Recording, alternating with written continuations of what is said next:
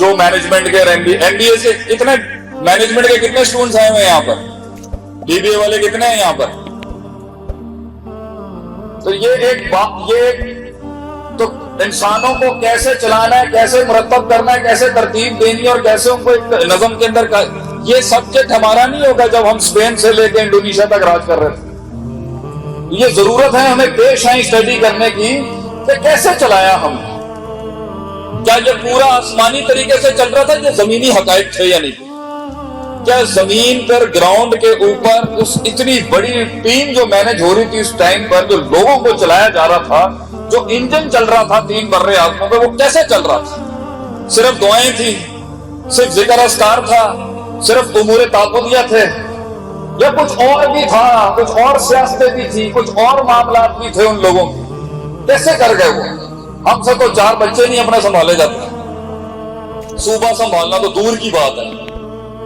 تو اس کے اوپر پھر ہماری سوچ پہلے, کہتے ہیں نا جس کو جو تلاش ہوگی وہی کنویں سے جا کے وہی پانی نکالے گا نا.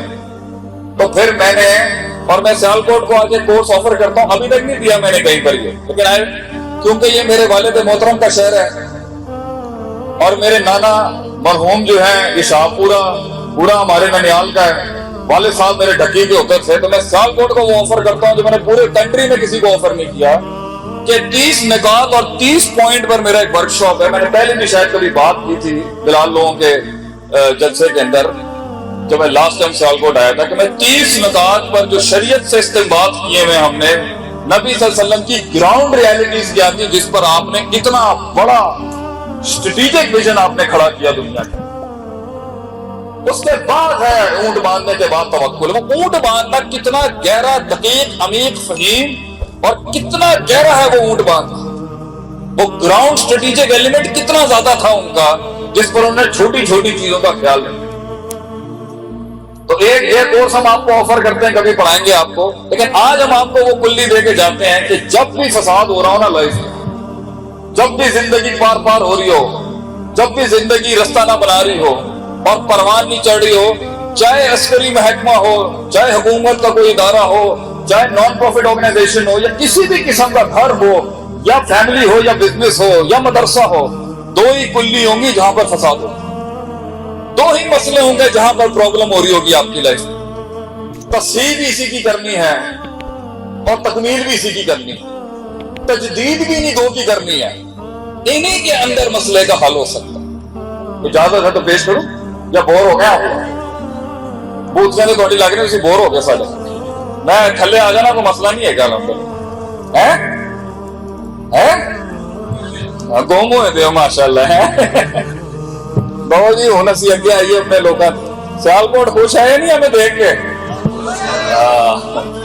اب ٹھیک ہے, اللہ تعالیٰ خوش رکھے, اینا خوش نہ ہو بھائی. تو مسئلہ یہ ہے, یہ اور ہو گیا. تو اس میں جو نا ہم نے یہ والا ہے, آپ ضد ہیں میں یہی پکڑوں,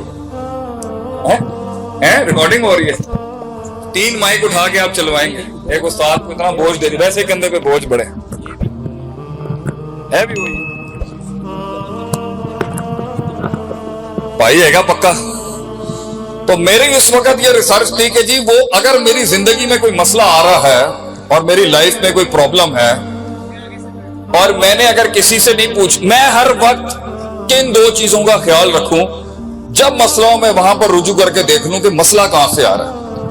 ہمارے یہاں لوگ جزیات پر بڑی بات کرتے ہیں, جز میں ہم اتنے زبردست ہیں, 1-2 گھنٹے پر آپ عربی کی بات جو ہے نا اس پر ہم 2 گھنٹے کا درس آرام سے دے سکتے ہیں, کوئی مسئلہ نہیں. ایسا کبا درس ہوگا کسی کو سمجھ نہیں آنا. عربی کی بات جو ہوتی ہے نا, ہمارا تو پہلا دن جب مدرسے میں گیا نا میں علم پڑھنے کے لیے, ایکو نہ ختم کر, تھوڑا سا ختم کر, تو پہلا سبق ہی جرجانی کا تھا کہ بات 10 قسم کی ہوتی ہے, اور با استیلا کی, با متعدی کی, با ظرف کی. میں کہا بھائی کتنے آ گیا میں. تو جزیات جو ہے نا وہ بہت پیچیدہ ہے. ہر انسان یہاں بیٹھا ہوا کہہ رہا ہوگا شیخ آپ نہیں جانتے میری لائف کی کیا پرابلم ہے, یو ڈو ناٹ نو. ہاں میں کہہ رہا ہوں تو منفرد ہے, فتویٰ تیرے لحاظ سے منفرد ہی ہوتا ہے, لیکن کلیات کے اندر کہیں نہ کہیں, تھوڑا سا کم کر دے اللہ تعالیٰ, کلیات کے اندر کہیں نہ کہیں ہم ایک دوسرے سے جڑے ہوئے ہیں. تیری زندگی اس کی زندگی سے مختلف ہوگی. میں اعلان کہتا ہوں, 2 بندے آئے آپ صلی اللہ علیہ وسلم کے پاس فتویٰ لینے کے لیے کہ کیا میں رمضان کے اندر اپنی بیگم کے پاس جا سکتا ہوں. ایک کو آپ نے اجازت دی, دوسرے کو نہیں. جنس ایک ہے, فتوے 2. اس کا مطلب ہے لوگ یونیک ہوتے ہیں اپنی سائیکالوجی کے لحاظ سے, اپنی سائیکوپیتھیز کے لحاظ سے, اپنے نفسیاتی امراض کے لحاظ سے, اپنی تربیت کے لحاظ سے, اپنے حالات کے لحاظ سے, اپنے حسی حالات کے لحاظ سے, اپنے مانوی حالات کے لحاظ سے, اپنی ایبسٹریکٹ ریزولوشنز کے لحاظ سے فتویٰ ایک جیسا نہیں ہو سکتا کبھی. یہ تو بڑی شدت ہوگی کہ پوری قوم کے اوپر ایک لکیر لگا دی آپ نے, مگر کچھ کلیات ہوتی ہیں جس کے تحت یہ جزیات چلتی ہیں. تو میں یہ چاہتا تھا کہ جب مجھے مسئلہ ہونا لائف میں, اور ہم تو ویسے ہی جنگی آدمی ہیں, سیدھی گل کدی نہ سمجھ آئی نہ سیدھا کام کیتا, الٹے ہی کام کیتے سارے زندگی. تو یہ جو اب سیدھا رستہ جو پکڑا ہے نا, جسے دنیا کہتی ہے بہت ٹیڑھا رستہ ہے یہ شیخ, اب جو سیدھا رستہ پکڑا ہوا ہے اس کے اوپر پیچیدگیاں ہیں. میں سمجھتا تھا ابلیس بہت سمپل شکل میں آئے گا مارنے کے لیے, نہیں, شیطان بھی بڑا کمپلیکیٹڈ ہے. جال بڑے کمپلیکیٹڈ پیچیدہ جال ہیں اس دنیا کے.